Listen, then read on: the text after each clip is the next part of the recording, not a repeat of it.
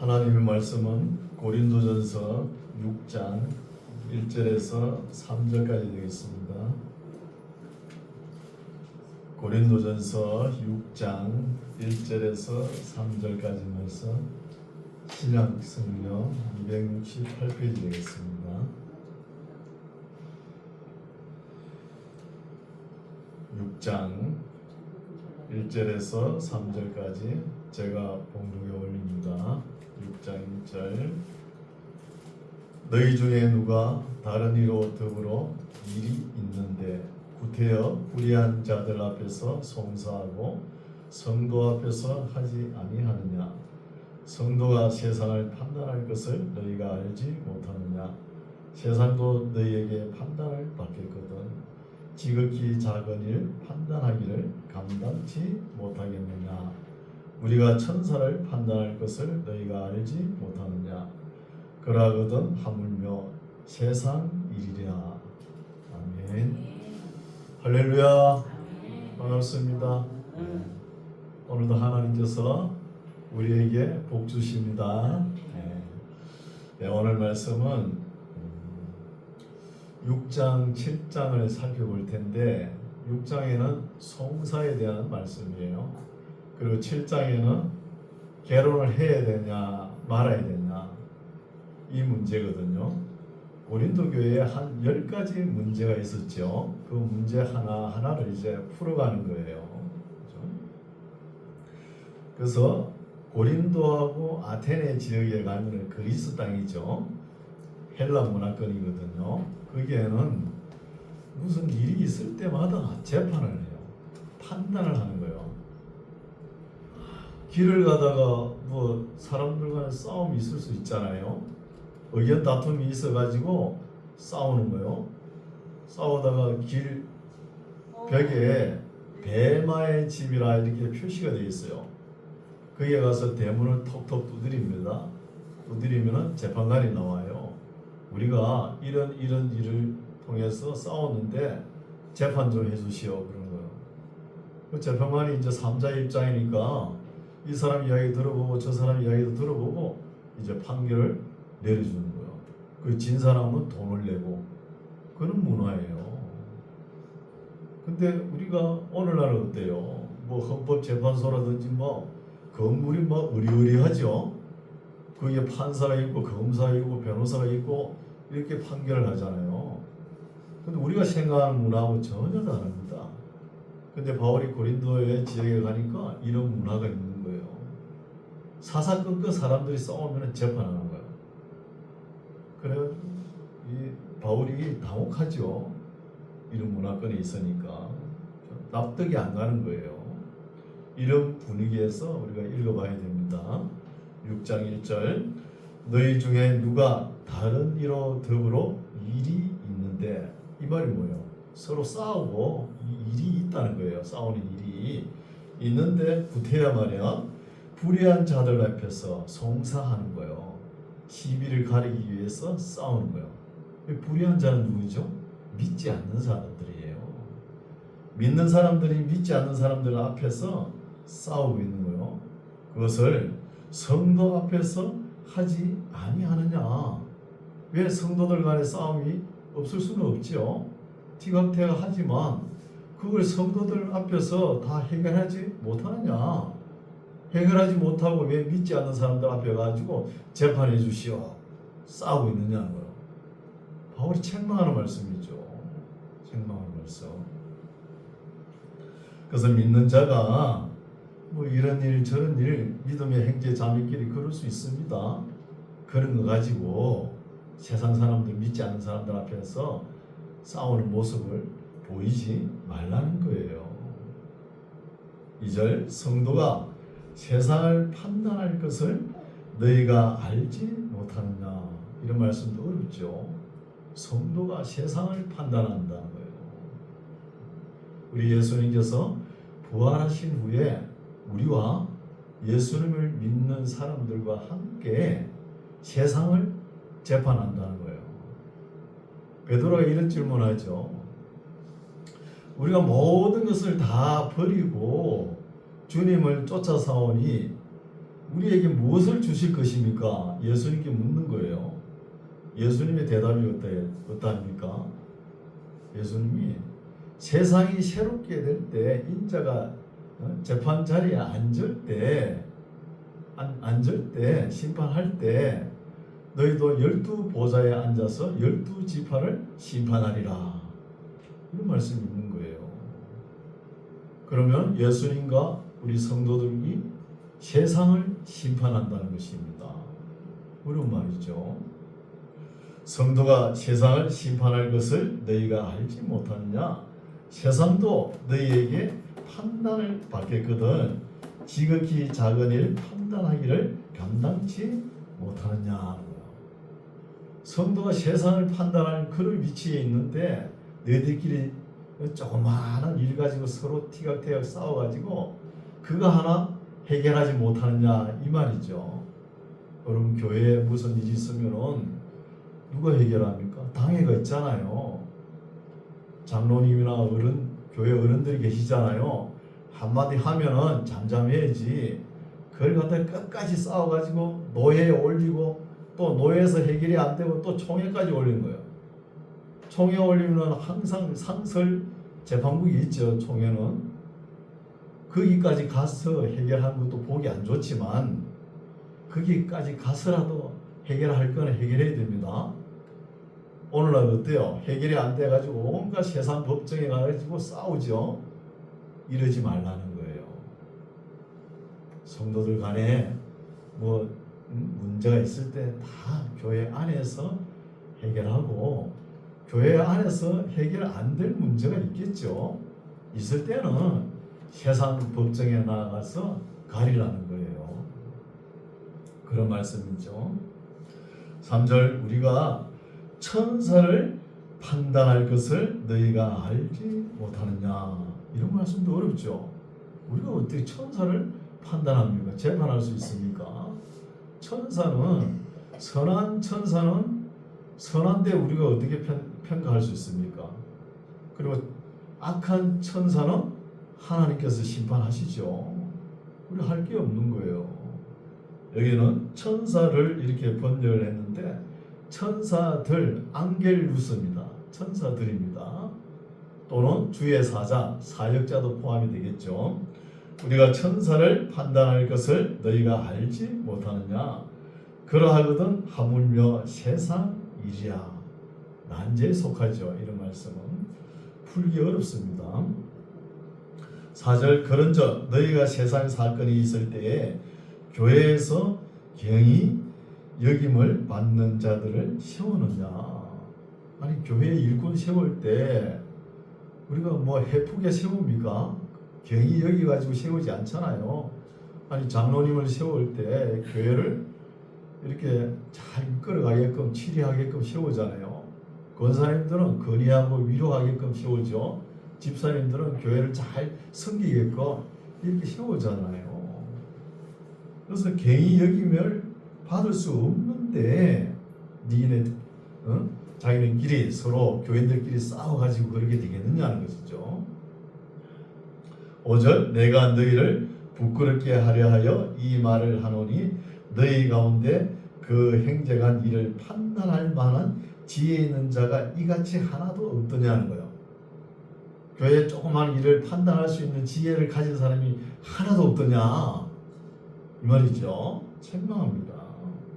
6절 행제가 행제로 더불어 송사할 분들어 믿지 아니하는 자들 앞에서 하느냐는 거예요.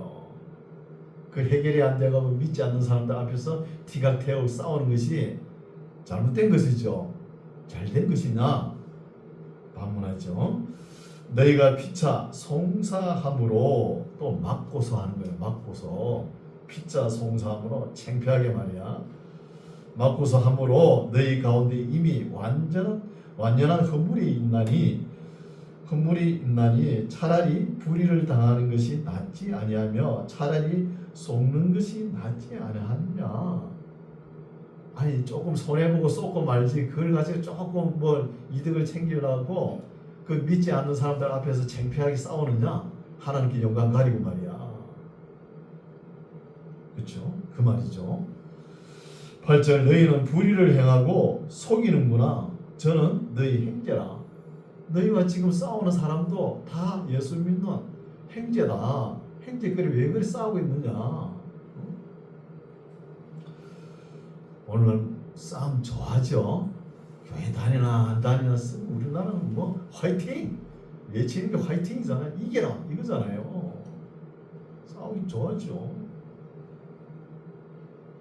우리 기독교 교단에도 이런 교단이 있어요. 고신처 아니고 고려척이라는 교단이 있어요. 고려척 교단은 교회 안에서 이런 문제, 저런 문제가 있을 때 세상 법정에 고소할 수 있나 없나? 세상 법정에 고소할 수 있다. 네? 고소 고려파. 세상 법정에 고소할 수 없다. 반고소 고려파. 이렇게 또 째째하게 나누는 거예요. 그리스도교 교단이 있죠. 또 거기는 어떻게 나누냐? 예배 드릴 때 악기를 사용할 수 있나 없나? 유악기파, 무악기파 이렇게 나오는 거야. 째째 리스트지 뭐 완전히. 그렇게 나누고 있는 거예요. 그리고 교단이 나눠지고 파가 나눠지는 거예요. 9절 불의한 자가 하나님의 나라를 유혹으로 받지 못할 줄을 알지 못하느냐. 미혹을 받지 말라. 음란한 자나 우상 숭배하는 자나 간음하는 자나 탐색하는 자나 남색하는 자나 도적이나 탐남하는 자나 술 취하는 자나 후욕하는 자나. 후욕한다는 것은 영어로 슬렌더죠. 비방하고 헐뜯고 이런 사람들이에요. 후욕하는 자나 토색하는 자들은 하나님의 나라를 유혹으로 받지 못하리라. 유혹을 받지 못한다 그러면 천국 못 가는 거지요. 11절 너희 중에 이와 같은 자들이 있더니 주 예수 그리스도의 이름과 우리 하나님의 성령 안에서 시선과 거룩함과 어렵다 하심을 얻었느니라. 성령 안에서 시선 받는 것이 성령 세례입니다. 그 알아듣지 못하는 방언 받았다고 나 성령 세례 받았네 그런 소리 하지 마세요. 성령으로 시선 받아야 되는 거예요. 방언은 은사 종류 중에 하나 나온 거예요. 그죠? 그래서 성령 세례를 받을 사람은 자기 욕심과 사심과 거짓과 탐욕과 음란과 남색과 탐색이 가득한 사람은 성령으로 시선 받아라는 거예요. 이게 성령 세례입니다. 이게 성령 세례예요. 우리가 세례라고 그러면 어떻게 해요? 옛사람은 죽었고 새사람이 된 거잖아요. 그리스도와 연합된 것이잖아요. 옛사람은 죽었다는 거예요. 씻었다는 것입니다. 12절 모든 것이 내게 가나 다 유익한 것이 아니요. 우리가 모든 것을 할 수 있죠. 할 수 있다고 해서 자기에게 다 유익한 것이 아닙니다. 그러니까 덕을 세우지 못하는 일은 안 하는 것이 좋다는 것이죠. 모든 것이 내게 가나 다 유익한 것이 아니요. 모든 것이 내게 가나 내가 아무에게든지 제재를 받지 아니하리라는 거예요. 우리가 그리스도인이 세상 사람들에게 저거는 저래서 안 돼, 이거는 이래서 안 돼, 이런 소리 들으면 안 돼요. 그게 제재를 받는 것이잖아요. 우리가 세상 사람들에게 박수를 받고 칭찬을 받아야 될 거 아닙니까? 우리 삶을 통해 가지고 이래서 안 돼, 저 사람은 교회 다니도 저러면 안 돼, 이런 소리 들으면 안 되는 거예요. 지금 고린도 교인들이 어때요? 뭐 바울파, 게바파, 그리스도파, 아볼로파 나눠가지고 서로 비교하고 칭찬하고 자랑하고 정죄하고 그러지 않습니까? 그러지 말라는 거예요. 왜 비교하고 남을 그렇게 평가하고 그러냐는 거예요. 믿음의 수준도 아직도 어린아이인데. 13절 식물은 배를 위하고 배는 식물을 위하나 하나님이 이것저것 다 배하시리라. 몸은 음란을 위하지 않고 오직 주를 위하며 주는 몸을 위하심이라. 그럼 우리가 몸가짐을 잘해야 되겠죠. 우리 몸은 주님께서 쓰시는 거예요. 4절 하나님이 14절 하나님이 주를 다시 살리셨고 또한 그의 권능으로 예수님의 권능으로 우리를 다시 살리시리라. 너희 몸이 그리스도의 지체인 줄을 알지 못하느냐? 내가 그리스도의 지체를 가지고 창기의 지체를 만들겠느냐? 결코 그럴 수 없느니라. 그리스도의 몸을 가지고 창기의 몸을 만들 수 있느냐는 거예요. 그럴 수 없다는 것입니다. 그러면은 이 말씀은 하나님의 창조 목적대로 우리 몸을 사용해야 된다는 것이죠. 창조의 목적대로, 그죠? 합당하게 순리대로 합당하게 사용되기를 바랍니다. 우리 몸이. 그래서 우리 몸을 함부로 혹사하거나 그러면 안 되는 것이죠. 하나님께서 우리 몸을 통해서 일을 하시는 거예요. 그래서 성도는 처신도 부르심에 합당하게 행해야 되는 것이죠. 그러니까 앞에 나왔죠. 누구의 소리 제재를 받으면 안 된다는 거예요. 이러지 말라 저러지 말라 그런 소리 들으면 안 되는 거예요. 15절 너희 14절 하나님이 주를 다시 살리셨고 또한 그의 권능으로 우리를 다시 살리시리라. 너희 몸이 그리스도의 지체인 줄을 알지 못하느냐? 내가 그리스도의 지체를 가지고 창기의 지체를 만들겠느냐? 결코 그럴 수 없느니라.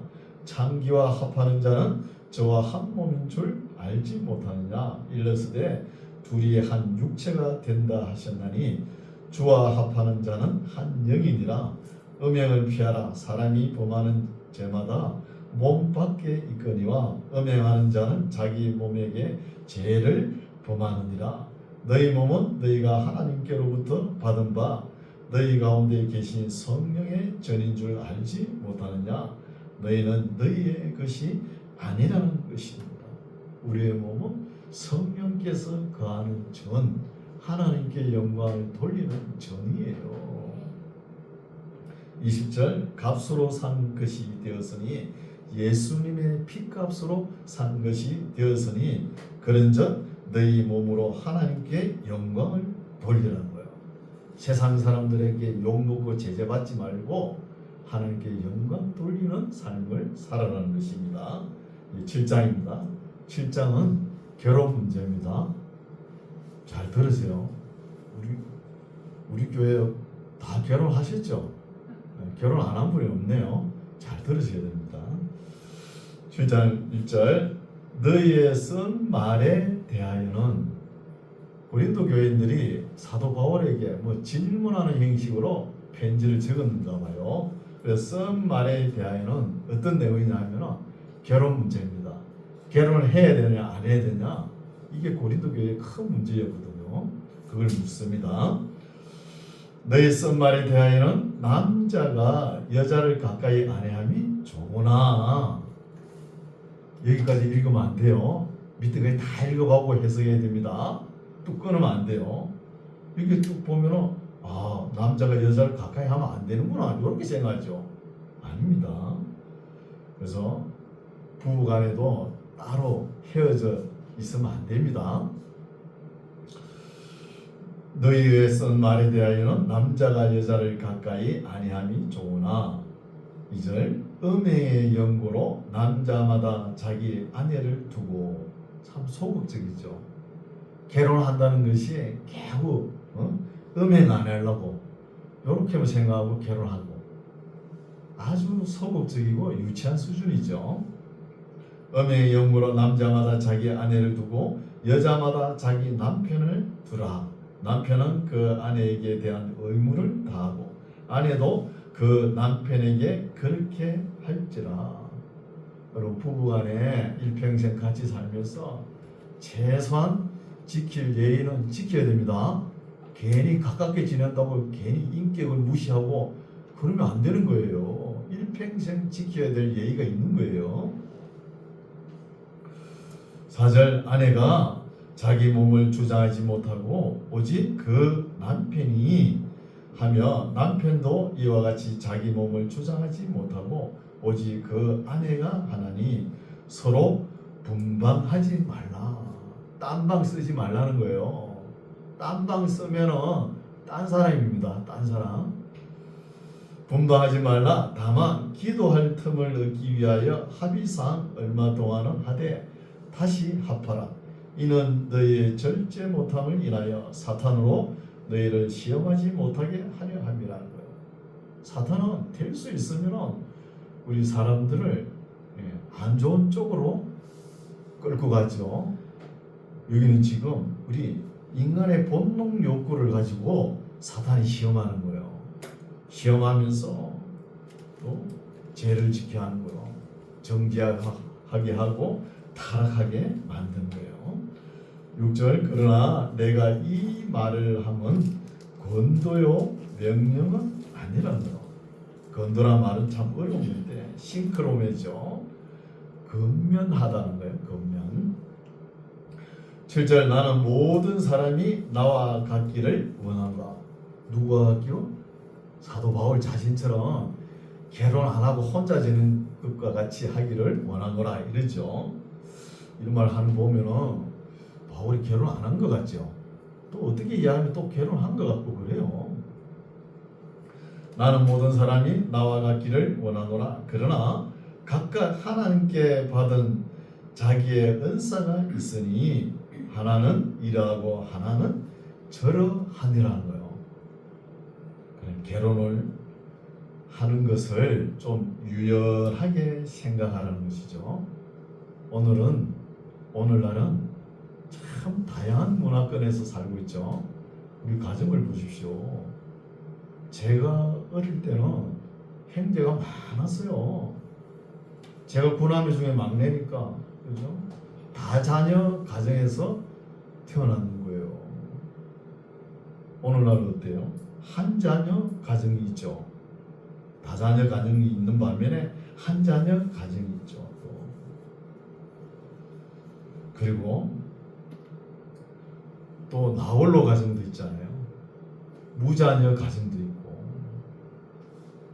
이런 가정이 너무 문화가 가정의 구조가 변화된다는 것입니다.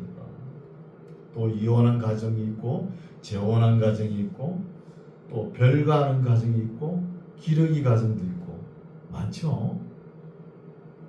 또 공동체 가정이 있습니다. 공동체 마음 맞는 사람들끼리 사는 거 공동체 가정이 있고 동거하는 가정이 있고 지금까지는 없지만 동성 가정도 앞으로 생길 것 같아요. 있을 거예요. 이렇게 많이 변화된 거예요. 이렇게 다양한 문화권에서 살면서 바울이 이런 말을 하죠. 그렇죠? 다양한 하나는 이러하고 하나는 저러하니라. 유연한 생각을 가지라는 것입니다. 꼭 결혼을 해라. 결혼을 하지 마라. 이거 오늘 문제가 안 풀립니다. 끝까지 읽어볼게요. 8절 내가 혼인하지 아니한 자들과 및 가부들에게 이르노니 나와 같이 그냥 지내는 것이 좋으니라. 그럼 결혼하지 말라 그러죠. 그냥 지내라. 그렇죠? 결혼 안 하면은 혼자 지내면은 참 거칠 게 없죠. 가족을 생각할 것도 없고, 그죠? 거칠 게 없는 거예요. 그러나 혼자 살면 참 자유분방하죠. 자유한 면이 있습니다. 그럼 뭐 가족도 없이 홀로 지내보세요. 그게 좋은가? 그죠? 좋은 점이 있으면 나쁜 점이 있는 거예요. 9절 만일 절제할 수 없거든 혼인하라. 또 하라 그러죠. 혼인하라. 정욕이 불같이 타는 것보다 혼인하는 것이 나으니라. 유연하게 좀 생각하라는 거예요. 이럴 수도 있고 저럴 수도 있다. 10절 혼인한 자들에게 내가 명하노니 명한 자는 내가 아니요 주님이시라. 여자는 남편에게서 갈리지 말고 여자는 남편에게서 도망가지 마세요. 도망가면은 안 되는 거예요. 고무신 까꾸로 신으면 안 돌아오잖아요. 남자는 어때요? 도망갈 때 가더라도 갈 데가 없어가지고 다 돌아옵니다. 돌아오죠. 11절 만일 갈릴지라도 그냥 지내든지 다시 그 남편과 화합하든지 하라. 남편도 아내를 버리지 말라. 그 남은 사람들에게 내가 말하노니 이는 주의 명령이 아니라 사심으로 이야기한다. 만일 어떤 형제에게 믿지 아니한 아내가 있어 남편과 함께 살기를 좋아하거든 버리지 말라는 거예요. 이런 부부 있죠. 남편이 그죠? 남편이 예수 잘 믿는데 아내가 교회 안 나오는 거 참 이거 골치 아픕니다. 성경에도 완강한 암수가 있다 그러죠. 고집한 부리면은 감당을 못해요. 남편들이. 그러나 아내가 교회 잘 나오고 남편이 안 노는 사람 가정이 있죠. 그 아내 따라 남편들이 대개 보면 다 따라 나와요. 왜 따라 나오냐? 가정의 평화를 위해서 그래 네 말 들어줄게 그러면서 따라 나오는 거예요. 그 말하는 것이죠. 13절 어떤 여자에게 믿지 아니하는 남편이 있어 아내와 함께 살기를 좋아하거든 그 남편을 버리지 말라는 거예요. 그러면은 남편이 헤어지기 싫어하면은 사랑한다는 것입니다. 헤어지기 싫어하면은. 그러나 우리는 그냥 사랑한다 이런 말만 나오면은 그냥 장미꽃에다가 초콜릿을 얹혀가지고 입에 것을 다 내줄 정도로 죽어도 살도 그래 하는 것만 생각하는 거예요. 그게 아니에요. 그래 보세요.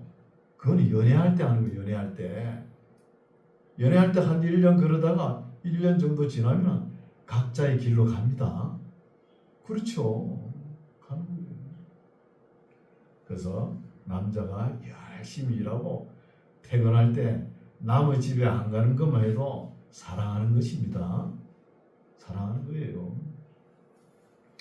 14절 믿지 않은 남편이 아내로 인하여 거룩하게 되고 믿지 않은 아내가 그 남편을 인하여 거룩하게 되나니 그렇지 아니하면 너희 자녀도 깨끗이 못하니라. 그러나 이제 거룩하니라.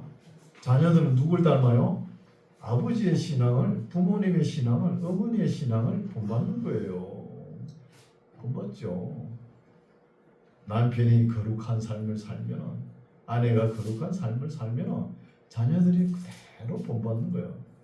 그래서 유아 세례를 주는 거예요. 유아 세례를 누구 보고 줘요? 부모의 신앙을 보고 줍니다. 부모의 신앙을. 15절 혹 믿지 아니하는 자가 갈리거든 갈리게 하라. 이혼하라는 말이죠. 믿지 않는 사람들이 부부간에 살면서 남편이 교회 가자 그러니까 나는 당신하고 절대 못 살겠다. 이제부터는 교회 가라는 그 소리 듣기 싫어서 못 살겠다. 그러면 어떡합니까? 이혼해야 되죠. 이혼하라는 거예요. 이혼해라. 행자나 자매나 이런 일에 구속받을 것이 없느니라. 자유하죠. 여기까지만 읽으면은 다 이혼하러 갑니다.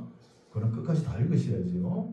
그러나 하나님은 화평 중에서 너희를 부르셨느니라. 부부간에 티가 아니할 수 있어요. 할 수 있지만 감정이 고소될 때는 이성이 마비되는 거예요. 감정을 다 가려 앉혀놓고 뭘 결정할 때 결정해야 되는 거예요. 이성으로, 그죠? 냉철한 이성으로 결정하라는 거예요. 그래서 이거를 이렇게 하려고 그러면은 참 믿음도 믿음이지만 인격 훈련이 돼야 되겠죠. 인격이 미치지 못하면 도저히 이거 못합니다. 못해요. 그래서 감정적으로 이혼하지 말라는 거예요. 16절 아내 된 자여 너가 남편을 구원하려는지 어찌 알 수 있으며 남편 된 자여 너가 내 아내를 구원하려는지 어찌 알 수 있으리요. 그러면 오래 참다 보면은 구원이 가능하다는 것이죠. 아니, 남편이 거룩한 삶을 살아보시오. 아내가 본받고 또 아내가 거룩한 삶을 살아보시오. 남편이 본받을 거 아닙니까? 그 시간이 지나면 예배당에 나올 기회가 있다는 거예요. 그러니까 포기하지 말라는 것이죠. 17절 오직 주께서 각 사람에게 나눠주신 대로 하나님이 각 사람을 부르신 그대로 행하라. 내가 모든 교회에서 이와 같이 명하노라. 할례자로 부르심을 받은 자가 있느냐? 무할례자가 되지 말며 무할례자로 부르심을 받은 자가 있느냐? 할례를 받지 말라. 할례 받는 것도 아무것도 아니요 할례 받지 아니한 것도 아무것도 아니로되 오직 하나님의 계명은 지킬 따름이라. 할례나 무할례는 아무것도 아니다. 하나님의 계명이 중요하다 이 말이죠.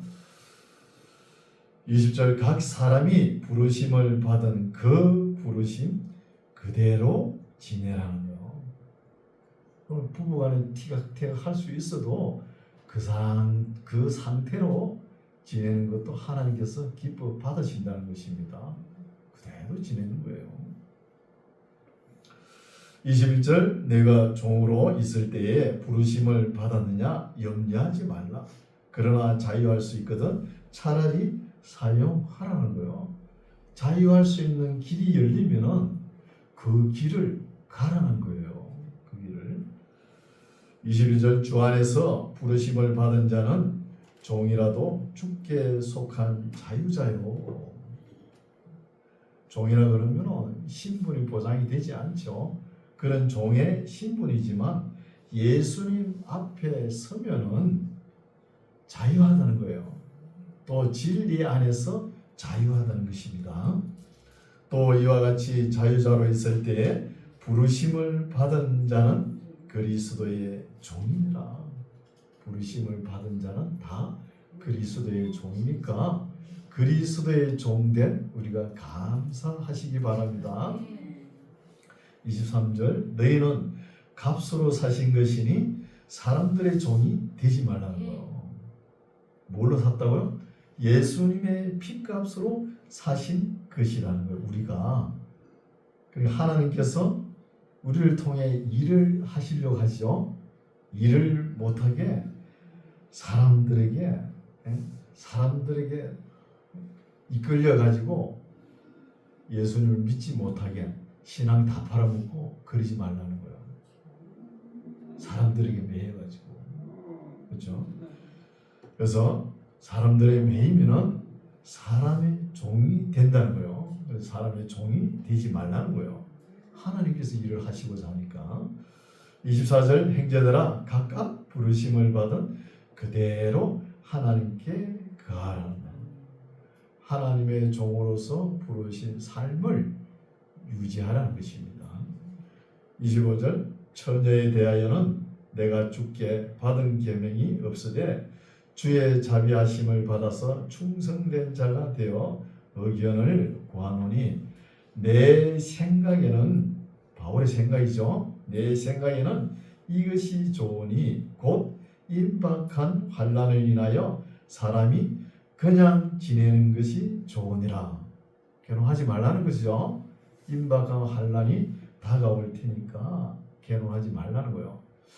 바울이 영적으로 어떻게 깨달았는지 이때는 AD 51년, 52년경에 고린도전서를 기록했거든요. 그러나 임박한 환난이 12년 후에 다가옵니다. 역사적으로 나오 있죠. AD 64년 네로 황제 박해 시작되잖아요. 이 박해를 이야기하는 거. 이때는 결혼하지 말고 그냥 지내라는 거예요. 환난 때. 그러면 그 반대로 평소 때는 어떻게 해야 됩니까? 결혼하라는 거예요. 평소 때는. 27절 내가 아내에게 매였느냐 노이기를 구하지 말며 아내에게서 노였느냐 아내를 구하지 말며 환난 때에 그러나 장가가도 죄짓는 것이 아니요 처녀가 시집가도 죄짓는 것이 아니로되 이런 이들은 육신의 고난이 있으리니 나는 너희를 아끼노라. 형제들아 내가 이 말을 하노니 때가 단축하여진 고로 이후부터 안에 있는 자들은 없는 자같이 하라는 거죠. 참 바울이 영감이 있죠. 12년 후에 대환란이 그때 10대 박해가 진행됐잖아요. 네로 황제부터 AD 311년 디오클레리안 갈레리우스까지 250년간 10대 박해가 기독교 역사에 나와 있잖아요. 이걸 알았다는 거예요. 영감으로 알고 결혼 자기처럼 혼자 지내는 것도 괜찮다 이렇게 이야기하죠. 유지구절 행자들아 내가 이 말을 하노니 때가 단축하여진 고로 이후부터 안에 있는 자들은 없는 자같이 하며 우는 자들은 울지 않는 자같이 하며 기쁜 자들은 기쁘지 않은 자같이 하며 매매하는 자들은 없는 자같이 하며 세상 물건을 쓰는 자들은 다 쓰지 못하는 자같이 하라. 이 세상의 행적은 지나감이니라. 세상과 좀 초연하라는 것이죠. 세상에 얽매여 있지 말고. 32절 너희가 염려 얻기를 원하노라. 장가가지 않는 자는 주의 일을 염려하여 어찌하여 주를 기쁘시게 할꼬 하되 장가간 자는 세상 일을 염려하여 어찌하여 아내를 기쁘게 할꼬 하여 마음이 나누지요. 우리 삶이 그렇잖아요. 갈등이 있습니다. 시집가지 않는 자와 처녀는 주의 일을 염려하여 몸과 영을 다 거룩하게 하려 하되 시집간 자는 세상 일을 염려하여 어찌하여 남편을 기쁘게 할꼬 하느냐. 그렇죠? 다 이런 삶을 살죠. 결혼하면 남편을 위해, 아내를 위해, 자식을 위해 살잖아요. 그게 잘못되면 우상이 될 수 있다는 거예요. 우상이 되어버리면 하나님 일을 못하죠. 하나님께 드릴 것이 없다는 것이죠. 그러니까 역사적 뒤에 결혼을 하라 마라 역사적 뒤에 배경을 보고 해석해야 된다는 것이죠. 35절 내가 이것을 말하면 너희의 유익을 위하며 너희에게 올무를 놓으려 함이 아니니 오직 너희로 하여금 이치에 합하게 하여 분유함이 없이 주를 섬기게 하려 함이라는 거예요. 분유함이 없이 주를 잘 섬기겠고. 그러나 인생을 살다 보면 그렇지 않죠. 갈등이 있는 거예요. 우리가 한자 용어로 보면은 갈등이라는 단어 있죠. 이거는 직갈자에다가 등나무 등자예요. 아니 칡는 등나무 등구라고 엉켜보시오. 그 밤새도록 풀라 그래도 못 풉니다. 그러니까 가족이 없으면 갈등이 없겠죠. 그러나 하나님께서 우리 가족을 주시는 거예요. 그래서 세상 끝날까지 이런 갈등이 지속되지만 그래도 믿음으로 하나님을 잘 섬겨야 되겠죠. 우리 예수님께서 말씀하셨죠. 마지막 대환란 때에 아이 뵌 여자들이 고통이 있을 것이다. 이렇게 이야기했잖아요. 고통이 클 것이다. 어려움이 있다는 것입니다. 36절 누가 자기의 처녀 딸에 대한 일이 이치에 합당치 못한 줄로 생각할 때에 홍기도 지나고 그같이 할 필요가 있거든 마음대로 하라. 결혼하든지 말든지 마음대로 하라. 이것은 죄 짓는 것이 아니니 혼인하게 하라. 또 결혼하라 하죠. 그러나 그 마음을 굳게 하고 또 부득이 한 일도 없고 자기 뜻대로 할 권리가 있어서 그 처녀 딸을 머물러 두기로 마음에 작정하여도 잘하는 것이니라. 또 결혼하지 말라는 것이 또 하라 그러다가 그러니까 읽어보니까 계속 오락가락하죠. 어떻게 해야 되겠습니까? 결혼해야 됩니까? 안 해야 됩니까? 모르겠죠. 저도 모릅니다. 아직 더 읽어봅시다. 36절 그러므로 처녀딸 시집 보내는 자도 잘하거니와 시집 보내지 아니하는 자가 더 잘하는 것이라는 거예요. 더 잘하는 것이라고 그랬죠. 그러니까 딱 잘라가지고 결혼해라 말라 그 말도 아니죠. 39절 아내가 그 남편이 살 동안에 매여 있다가 남편이 죽으면 자유하여 자기 뜻대로 시집갈 것이나 주 안에서만 할 것이라는 거. 믿는 사람들에게만 재혼하라는 것이죠. 믿는 사람들에게만. 40절 그러나 내 뜻에는 그냥 지내는 것이 더욱 복이 있으리로다. 결혼하라 그러놓고 또 그냥 지내는 것이 복이 있으리로다 이렇게 하니까 뭐 무슨 말인지 모르죠. 그리고 나도 또한 하나님의 영을 받은 줄로 생각하노라. 바울이 이렇게 말을 하는 거 보니까 결혼 안 한 것 같죠. 일평생 독신으로 살은 것 같지 않나 이렇게 느낄 수 있어요. 그러나 일평생 결혼을 안 해본 사람들은 또 결혼하라 그러면 부담감을 가질 수 있어요. 결혼한 사람들은 어때요? 그죠? 결혼한 사람들은 그죠? 혼자 못 살아요. 또 다시 결혼하잖아요. 그래서 오늘 말씀 여기까지인데 어때요? 쭉 읽어보니까 뭐 결혼하라는 거지 말라는 거지 모르겠죠. 그러나 우리가 지혜가 좀 있으면 깨달아야 됩니다. 우리가 결혼을 안 하면은 참 자유롭죠. 혼자 뭐 좋은 세상에 즐기고 뭐 가면 되겠지. 하나님은 그걸 요구하지 않습니다. 결혼을 해야 예? 부모의 사랑도 깨닫는 거예요. 자식을 낳아봐야 예? 자식이 이쁘죠. 이쁜 만큼 부모의 사랑을 깨닫는 거예요. 부모의 사랑을 깨닫고 하나님 사랑을 깨닫는 거예요. 깨닫고 배우는 거예요.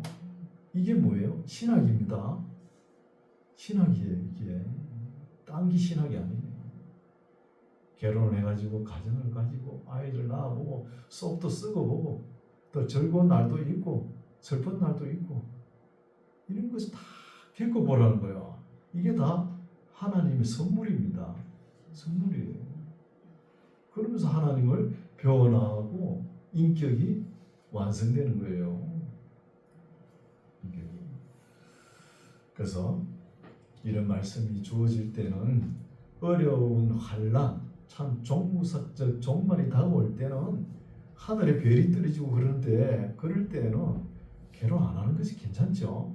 특히 사역자들이 더 어려움을 겪습니다.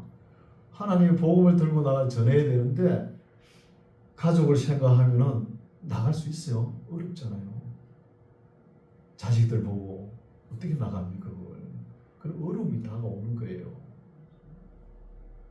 그래서 결혼해야 됩니까? 안 해야 됩니까? 하는 게 좋습니다. 어려움이 있지만 결혼해가지고 자식 놓고 이런 사는 모습을 통해서 우리 하나님께서 영광 받으십니다. 기도하겠습니다. 하나님 아버지, 오늘도 하나님 앞에 충성된 하나님의 사랑 사도 바울이 고린도 교회 성도들에게 보낸 말씀을 살펴보았습니다. 오늘날 우리가 들어도 천번 만번 지당하신 진리의 말씀으로 믿습니다.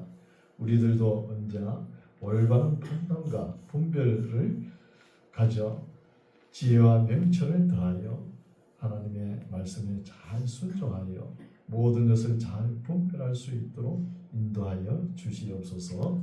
예수님 이름으로 기도드립니다. 아멘.